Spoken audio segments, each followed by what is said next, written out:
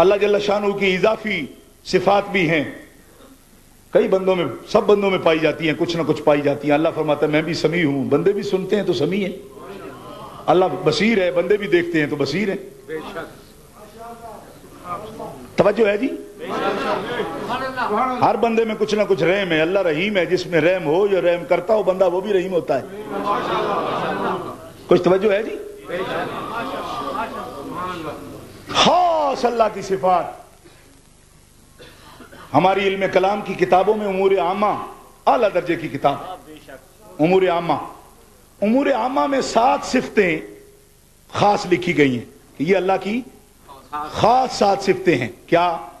پہلی صفت ہے علم، دوسری صفت ہے قدرت، تیسری صفت ہے اللہ کی ارادہ، چوتھی صفت ہے حیات، بلکہ یوں کہہ لیں تیسری صفت ہے حیات، اور چوتھی صفت ہے ارادہ، اور پانچویں صفت ہے جود، چھٹی صفت ہے سمع، اور ساتویں صفت ہے بصر۔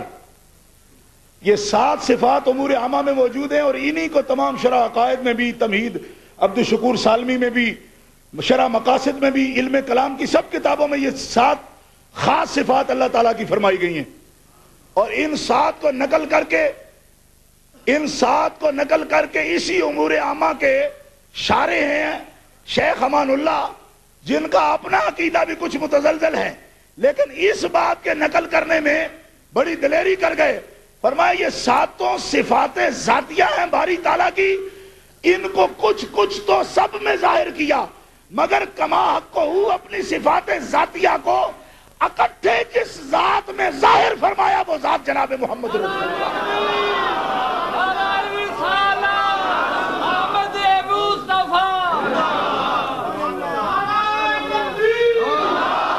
زور سے بولیں، زور سے۔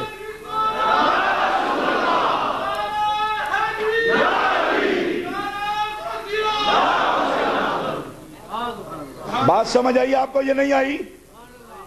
اللہ جل شانہ نے اپنی ساری صفات الوہیت نہیں دی کہ وہ دی جا نہیں سکتی تھی، اور یہ تمام علم کلام کی کتابوں میں لکھا ہے کہ اللہ اس پر قادر ہی نہیں کہ دوسرا الہ بنائے۔ جس چیز کے دینے پر اللہ کی قدرت تھی وہ سب اپنے نبی کو عطا فرما دی، اور الوہیت دے ہی نہیں سکتا اس لیے نہیں دی وہ۔ اب بات سمجھ آئی؟ دوسرا الہ اللہ کے تحت قدرت نہیں کہ دوسرا اللہ پیدا کر لے، اللہ کی قدرت ہی نہیں کہ دوسرا الہ پیدا کر لے، تو جس کی طاقت ہی نہیں اللہ میں وہ کس طرح دیتا؟ اللہ دوسرا اللہ نہیں بناتا، بنا نہیں سکتا، تحت قدرت نہیں۔ یہ محال ہے کہ خدا دوسرا الہ بنائے، جو ممکن تھا وہ سب صفتیں رب نے اپنے حبیب کو عطا فرمائی۔ وہ کمال حسن حضور ہے کہ گمان نقص جہاں نہیں، یہی پھول خار سے دور ہے، یہی شمع ہے کہ دعا نہیں۔ جو ممکن تھی، جن صفات کا عطا کرنا تحت قدرت تھا، ان میں سے کچھ بچا کے نہیں رکھا۔ اور اس مقام پر میں علامہ ابو الحقائق مولانا عبد الغفور ہزاروی صاحب کا ایک جملہ ضرور بیان کروں گا جو میں نے بہت بچپن میں سنا تھا۔ آپ فرماتے تھے بھائی بچا کے رکھنا بھی کس لیے تھا؟ ہم کہتے ہیں کہ بچا کے نہیں رکھا، آپ فرماتے ہیں یار رک کے یہ بھی تو سوچو، جو بچا کے رکھتا تو کس کے لیے، کیوں؟ اور کوئی محبوب لانا تھا جس کے لیے بچا کے رکھتا۔ فرمایا حبیب تیرے بعد کوئی حبیب آنے والا نہیں، میں نے کچھ بچا کے رکھا نہیں۔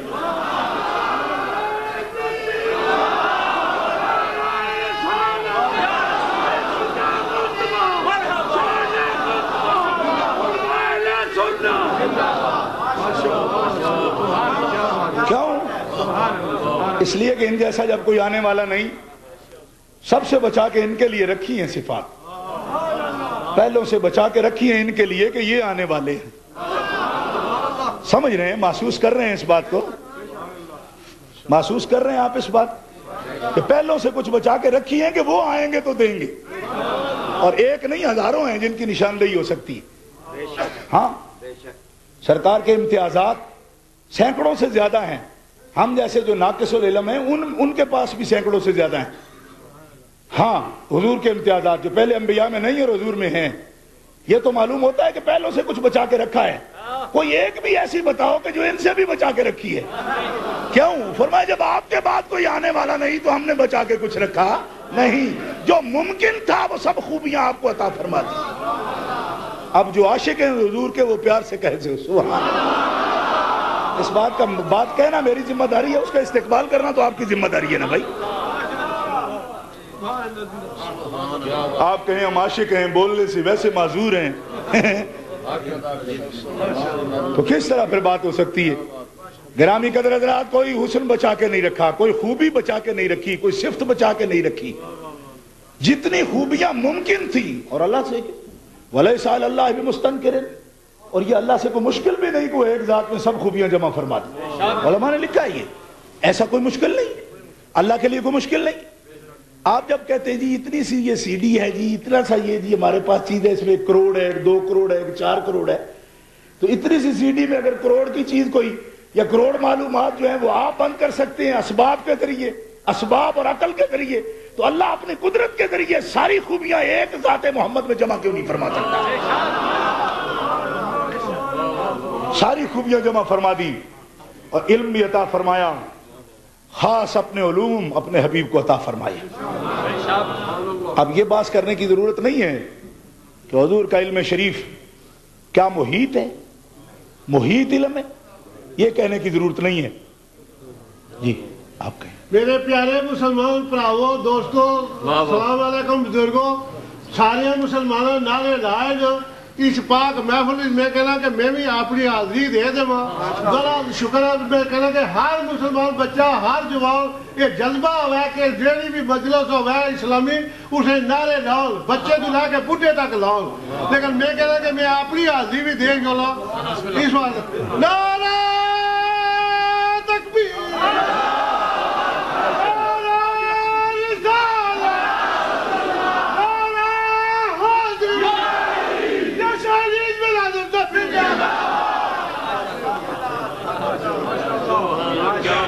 سبحان اللہ. میری دعا ہے سب نوجوانوں کو اللہ تعالیٰ ان بزرگوں جیسا جذبہ عطا فرمائے.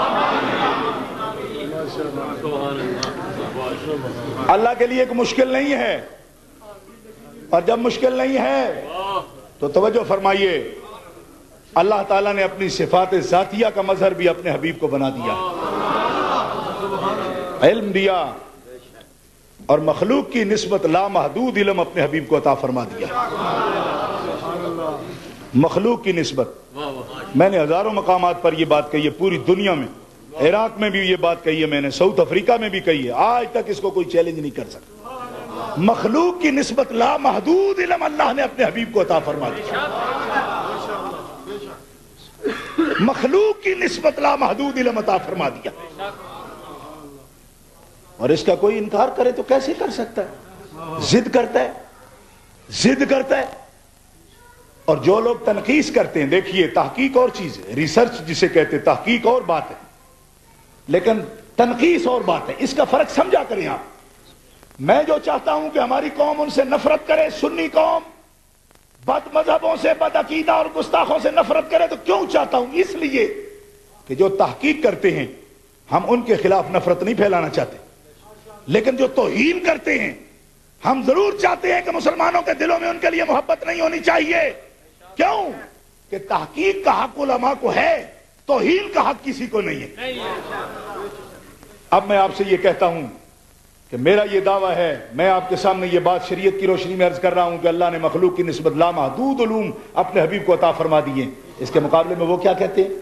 تحقیق تو یہ ہونی چاہیے نا کہ وہ لوگ ہم سے اس بات پر مناظرہ کریں کہ آپ نے لامحدود کا لفظ کیوں بولا ہے جی, یہ نہیں بولنا چاہیے, اس پر ہونا چاہیے. اگر ان کی ساری تحقیق اس پر آ جائے کہ وہ دیوار پیچھے بھی نہیں جانتے, یہ تحقیق ہے یا توہین ہے؟ نہیں, فرق سمجھو نا. اگر اس کا بھی آپ موقع دیتے ہیں لوگوں کو اور کہتے ہیں کہ ان کو حق ہے تقریر کریں, اور وہ تقریر یہ کریں کہ وہ دیوار پیچھے بھی نہیں جانتے, تو پھر بھی آپ کہیں تقریر ہے تو یہ تذلیل ہے, یہ توہین ہے, یہ تنقیص ہے, یہ تقریر نہیں ہے, یہ تحقیق نہیں ہے, بکواس ہے. تقریر ہم سن سکتے ہیں, تحقیق ہم سن سکتے ہیں, ریسرچ سن سکتے ہیں, دلیل سن سکتے ہیں, لیکن بکواس نہیں سن سکتے.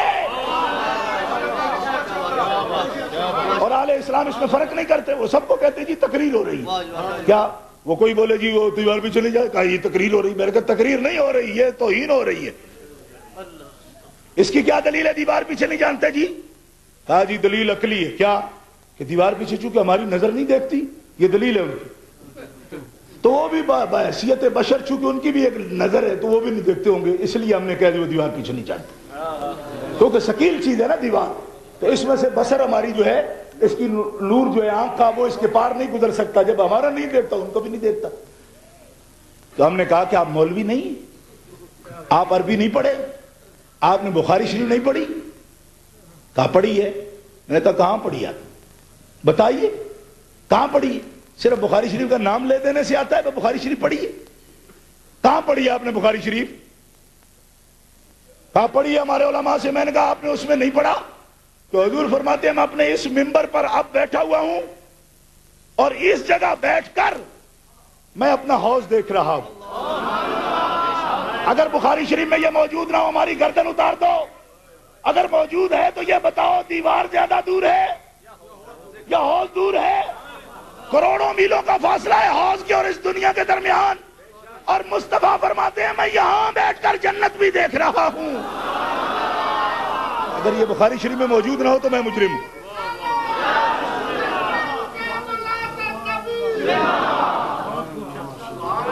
ایک دفعہ پیار سے کہہ دو سبحان اللہ.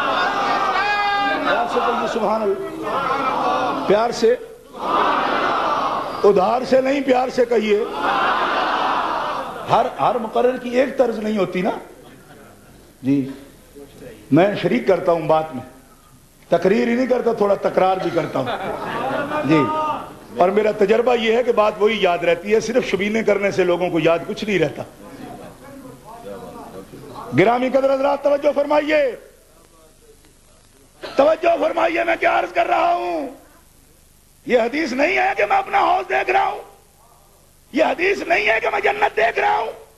فرمایا اگر وہاں کی دنیا کی چیزیں یہاں لانا منع نہ ہوتا تو میں جنت کے باغوں سے انگور کا ایک خوشہ توڑ کر آپ کے سامنے لا کر دیا. بخاری شریف میں موجود، بخاری شریف میں موجود ہے. آپ نے کہاں دورہ حدیث شریف پڑھا ہے جی؟ کس محدث سے پڑھا ہے آپ؟ دیوار پیچھے نہیں دیکھتے. میں نے کہا کہاں کیوں نہیں دیکھتے؟ کہاں آنکھ نہیں دیکھتی؟ میں نے کہا تم نے بخاری میں یہ نہیں پڑھا، اس کی شرح میں علامہ عینی نے نہیں لکھا کہ نبی آنکھ سے دیکھنے کا محتاج ہی نہیں ہوتا. آنکھ کا ہی اگر مسئلہ ہے تو یہ مسئلہ ہی نکال. کیوں؟ نحن نرى الاشیاء بواسطۃ الحس والنبی یری الاشیاء بواسطۃ الباطنۃ. ہم دیکھنے میں حواس کے محتاج ہیں، آنکھ کے محتاج ہیں. نبی دیکھنے میں آنکھ کا محتاج نہیں، اپنی نور بصیرت اور نور نبوت سے سارے جہان کا مشاہدہ فرماتے ہیں. ایسے ہی بس مولوی نہیں ہے، مولوی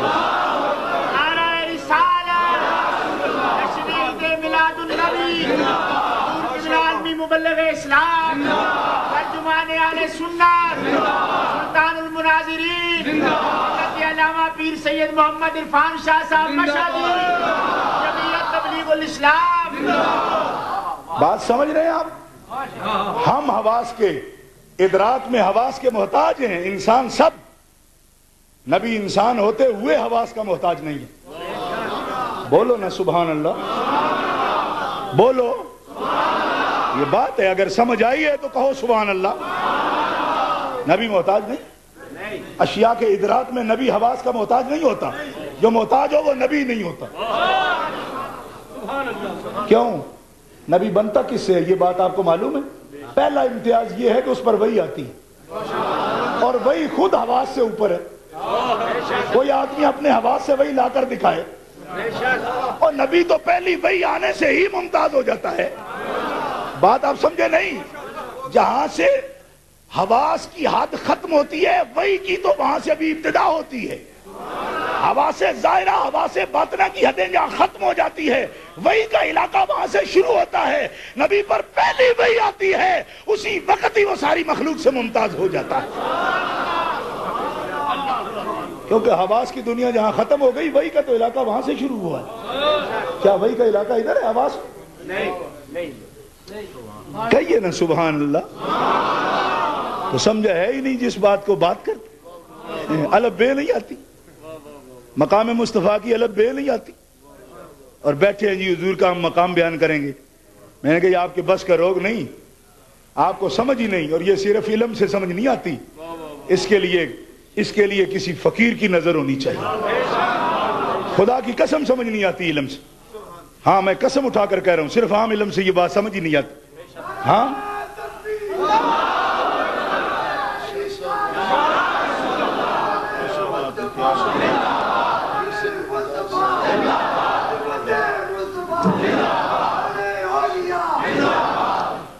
اب آواز سے اگر وہی لانے کی کوشش کریں تو ایسی ہی ہوتی ہے جیسے مرزا قادیانی کو ملی, تو ایسی وہی ہوتی ہے. یا ایھا النبی ہو تو باورچی خانے میں ہی رہی ہو, وہ اس قسم کی وہی ہوتی ہے جو آواز سے لائی جائے. بات سمجھ آ رہی ہے؟ ہاں ادھر وچی رہی ہو جب تک ہو سکے. وہی ہے اس قسم کی ہوتی ہیں جو حواس سے لائی جائیں, عقل سے لائی جائیں, اپنے پروگرام کے مطابق لائی جائیں. اور وہ وہی ابھی مفتی صاحب مسجد شریف میں بیان فرما رہے تھے, ماشاءاللہ بہت ہی عمدہ بیان فرمایا انہوں نے. وہ نبی کا رسول کا ایک خاص علاقہ, خاص نسبت ہے, حواس سے بہت اوپر, حواس سے اوپر.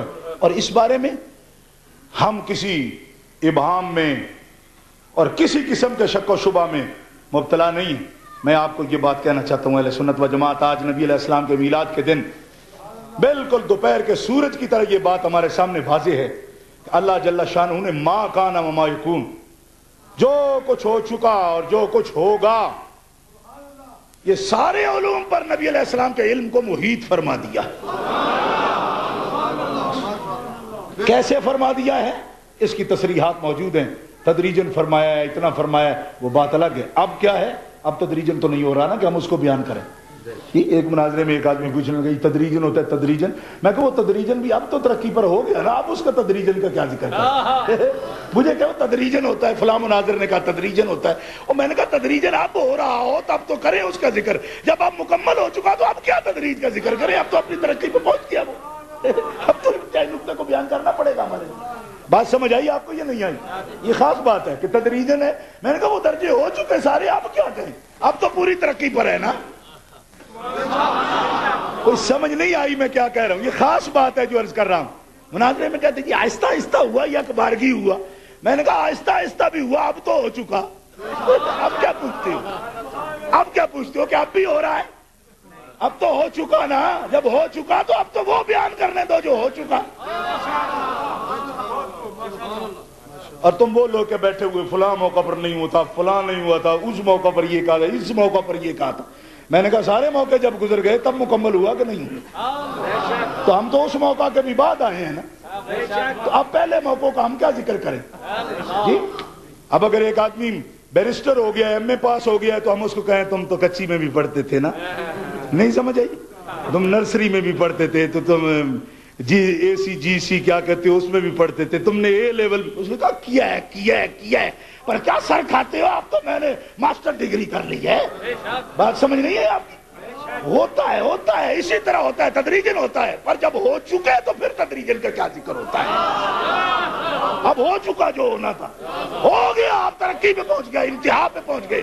ہم آئے ان کے بعد, اب اس کا ذکر کریں گے جو آخری شان اللہ نے عطا فرما دی. کہیے نا سبحان اللہ.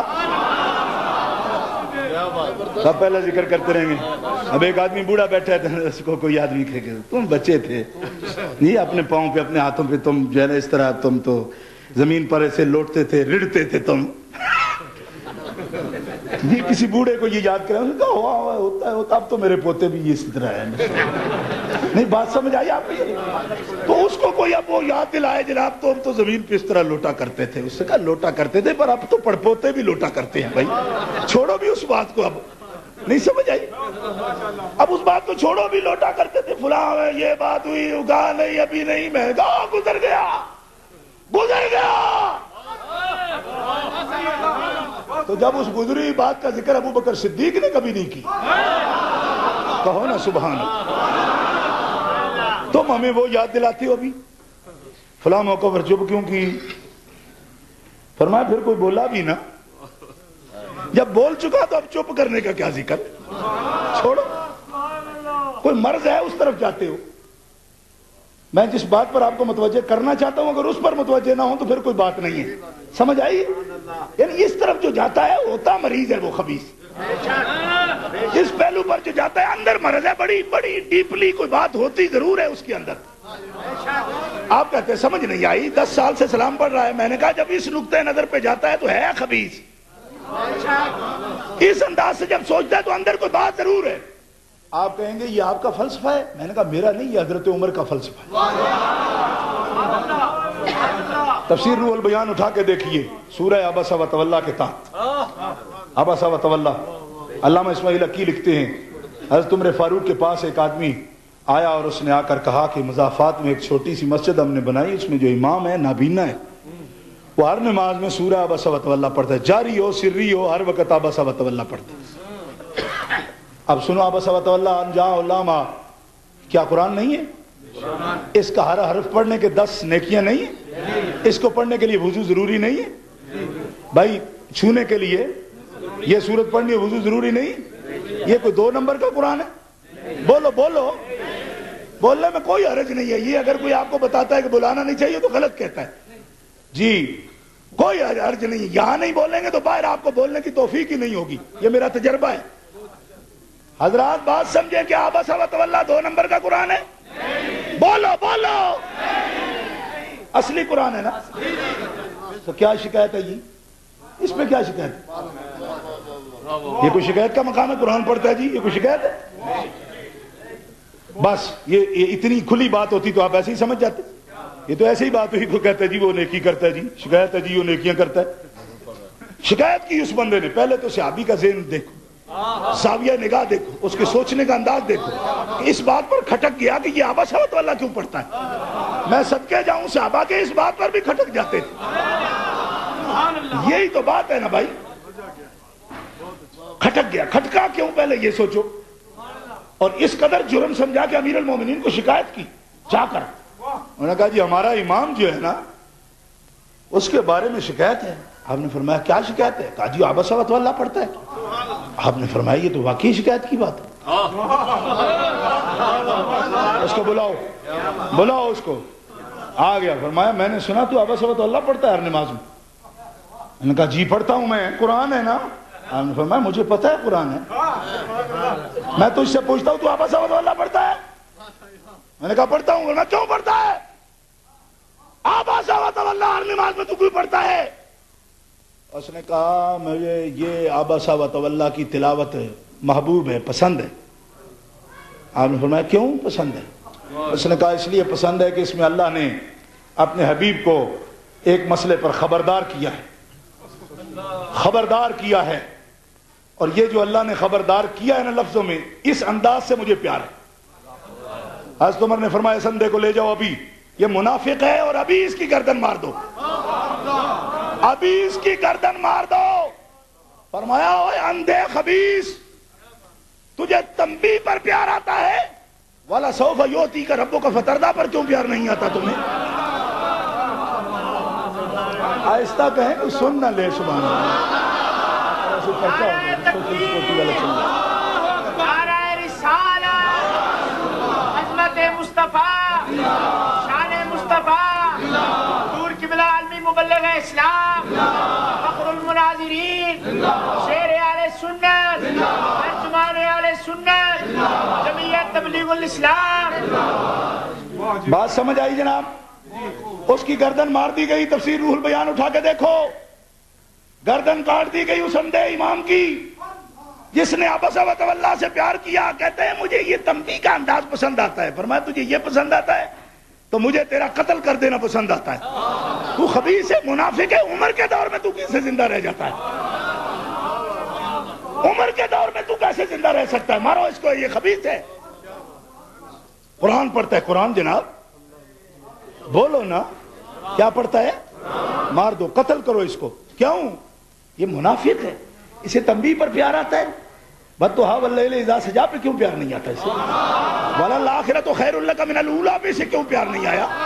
اسے یا ایھا المزمل ہو، یا ایھا المدثر ہو، یاسین، طٰہٰ، اس پر پیار نہیں آتا۔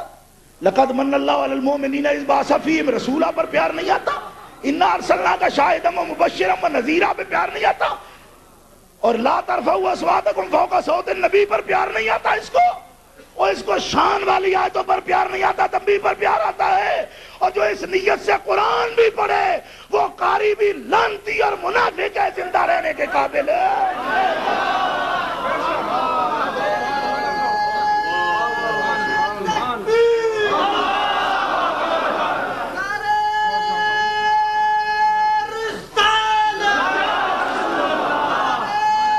زور سے بولو، زور سے بولو۔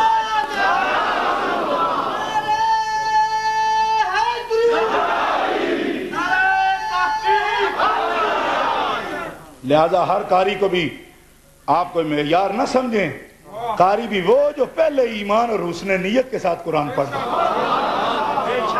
جب بھی قرآن کھولے اس نیت سے کھولے کہ میں قرآن کھولوں گا اور اپنے آقا کی عظمت بیان کروں۔ ایک مسلمان کا تو یہ نقطہ نظر ہونا چاہیے، یہ نقطہ نظر ہونا چاہیے۔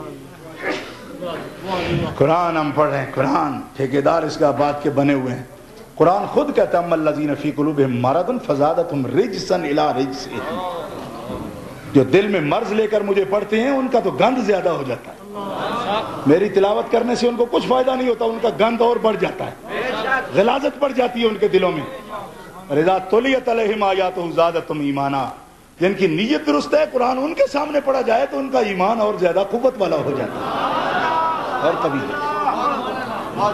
فرق ہے، قرآن پڑھنے کا بھی فرق ہے، قرآن سننے کا بھی فرق ہے، اس میں نیت کا بھی دخل ہے۔ گرامی قدر حضرات، کیسا علم عطا فرمایا، میں عرض کر رہا ہوں ما کان و ما یکون کا سارا علم، اور حضور کا علم اس پر محیط ہے۔ ما کان و ما یکون کو محیط ہونے کا مطلب یہ نہیں ہوتا تو خدا کے علم کو محیط ہے۔ ما کان و ما یکون تو خود محدود ہے، کان اور یکون ایک خود حد ہے نا بھائی، تو اس حد کو اگر محیط بھی ہو جائے تو جو لوگ سمجھتے ہیں کہ اس پر تو شرک ہو رہا ہے ان بیچاروں نے تو علم پڑھا ہی نہیں۔ ما کان و ما یکون کا محیط علم جو ہوتا ہے وہ علم خدا کے علم کا محیط نہیں ہوتا۔ اللہ تعالیٰ نے جو کچھ ہو چکا ہے اس کا علم بھی عطا فرما دیا، جو کچھ ہوگا اس کا علم بھی عطا فرما دیا۔ اور یہ کس لیے کہ اللہ فرماتی، یہ کس لیے کہ میاں صاحب فرماتے، اس لیے کہ ہم یہ بات کہہ رہے ہیں؟ نہیں، قرآن خود کہتا ہے علمک ما لم تکن تعلم، عموم کے ساتھ جو کچھ بھی آپ نہیں جانتے تھے ہم نے وہ سارا علم آپ کو عطا فرما دیا۔ موسیٰ علیہ السلام کو علم سیکھنے کے لیے خضر علیہ السلام کی معیت ہم نے دی، کہا کہ جائیے خضر کے پاس، آپ کو سیکھنے کے لیے کسی کے پاس نہیں بھیجا، آپ کو سارا میں نے خود ہی سکھا دیا۔ کہیے نا سبحان اللہ، بات سمجھ نہیں آئی؟ یہ بھی امتیاز ہے سرکار کا۔ کسی کو کچھ سیکھنے کے لیے کسی بندے کے پاس بھیجیں، وہ اس کی منت اٹھائے، فرمایا حبیب اتنا بھی آپ کو کسی کا محتاج نہیں کیا کہ اس سے آپ سیکھیں، مجھ سے سیکھیں، میں نے خود سب کچھ آپ کو بتا دیا ہے، پڑھا دیا ہے، سکھا دیا ہے، سمجھا دیا ہے، اور یہ قوت پیدا کر دی لِتُبَيِّنَ لِلنَّاسِ مَا نُزِّلَ إِلَيْهِمْ، جو کچھ آپ کو سکھا دیا ہے آپ اپنی امت کو سکھا سکتے ہیں، اسی لیے آپ کو بھیجا ہے، آپ سکھائیں، بتائیں۔ حضور نہ صرف خود جانتے ہیں بلکہ اپنی امت کو بتایا بھی ہے اور بتا سکتے بھی ہیں۔ قرآن فرماتا ہے، قرآن فرماتا ہے، اس میں ہمارا کیا قصور ہے بھائی؟ غصہ ہم پہ حضور کی تعریف کریں، علم بیان کریں، ہم پہ غصہ ہے۔ ہم نے کہا بخاری شریف ساری نکال دو اس میں سے۔ حضرت عمر بن خطاب فرماتے ہیں ان سے بڑا بھی کوئی راوی ہوگا بھائی؟ نبی علیہ السلام کے صحابہ میں حضرت عمر کا ایک عجب ہی انداز، حضور نے انہیں اسلام کی عزت فرمایا، یا اللہ اسلام کو عزت دے عمر سے، اسلام کو عزت دے، تو عمر اسلام کی عزت ہے بھائی۔ نہیں سمجھ آئی آپ؟ نہیں سمجھ آئی؟ نہیں سمجھ آئی؟ گھر میں آپ لوگ کہتے ہیں یہ بیٹی ہے، یہ اس گھر کی عزت ہے، یہ ماں ہے اس گھر کی عزت ہے، یہ بہن ہے اس گھر کی عزت ہے، یہ ہماری دستار ہے جی، یہ اس گھر کی عزت ہے۔ اللہ فرماتا ہے، اللہ کا حبیب فرماتا ہے وہ اسلام کی عزت چاہیے تو عمر دے دے۔ اور لوگوں عمر کو کیا جانتے ہو؟ عمر اسلام کی عزت ہے، کہہ دو نا سبحان اللہ، عمر اسلام کی عزت ہے، حضور نے خود فرمایا۔ عمر کو کچھ ہو جائے، عمر کی کوئی توہین کرے تو اسلام بگڑ جاتا ہے، اللہ کے نبی کا اسلام بگڑ جاتا ہے، اللہ کا اسلام بگڑ جاتا ہے۔ کیوں؟ عزت اسلام، اسلام کیا ہے؟ اسلام تو دین ہے اللہ کا، ان الدین عند اللہ الاسلام، عمر کی کوئی توہین کرے اسلام بگڑ جاتا ہے. لوگ کہتے ہیں ہمیں بولنے کیوں نہیں دیتے, ہم صحابہ پر تنقید کر سکتے. میں نے کہا تم الو کے پٹھے ہو, ایک لفظ بھی نہیں بول سکتے تم صحابہ کے خلاف. اگر بولنا ہے تو نکلو مسلمانوں سے, دفعہ ہو جاؤ. اسلام کی عزت پہ ہاتھ ڈال رہے ہو. حضرت عمر پر تنقید کرو گے, اسلام کی عزت پہ تم نے ہاتھ ڈالی. اسلام دے کلیجے تے ہاتھ پایا تو. اور ابھی کہتے ہو ہمیں اختیار ہے, ہم بات کر سکتے. کس طرح تم بات کر سکتے؟ عمر کی توہین ہو جائے اسلام کی توہین ہوتی ہے.